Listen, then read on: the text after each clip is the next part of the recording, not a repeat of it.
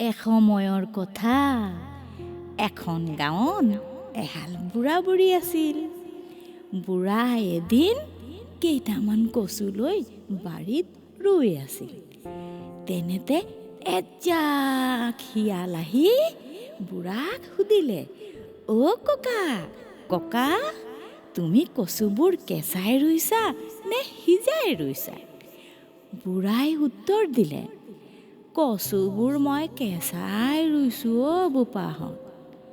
বুঢ়াৰ কথা শুনি শিয়াল জাকে ক'লে, অ' ককা, কচু প্ৰথমে সিজাই ল'বা, তাৰপিছত য'ত কচু ৰুবা তাত এখিলা পাত দি ধুনীয়াকৈ ঢাকি থবা।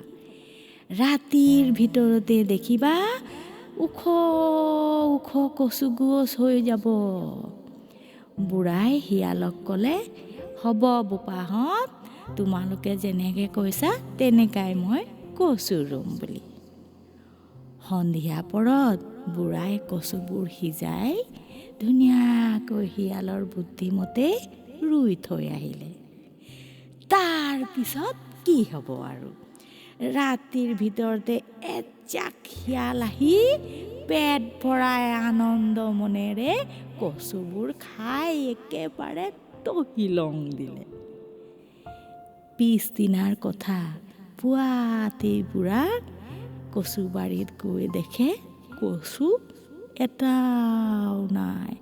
গোটেই সোপা কচু খাই শিয়ালবোৰে তহিলং দিলে। বুঢ়াই বুজিব পাৰিলে যে শিয়ালে ফাঁকি কথা কৈছিলে। কেইবাদিনৰ পিছৰ কথা, বুঢ়াই এটা বুদ্ধি কৰি বুঢ়ীক ক'লে, অ' বুঢ়ী, তই আজি মোৰ গাত লালি গুৰ কেইটামান ঢালি থবি। দেখিবি মৌ মাখিবোৰ মোৰ গাত পৰিব আৰু পিৰালিত বহি মোৰ বুঢ়া মৰিলে অ', মোৰ বুঢ়া মোক এৰি থৈ গ'ল বুলি মিছা মিছিকৈ কান্দি বহি থাকিবি। তোমাৰ কান্দোন শুনি শিয়ালবোৰ আহিব আৰু সুধিব। তেতিয়া শিয়ালবোৰে মোক চাবলৈ ভিতৰলৈ সোমাই আহিব নহয়। তুমি লাহেকৈ দৰজাখন জপাই দিবা।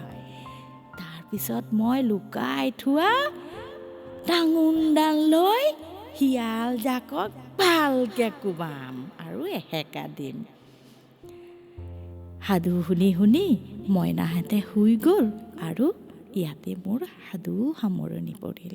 ধন্যবাদ।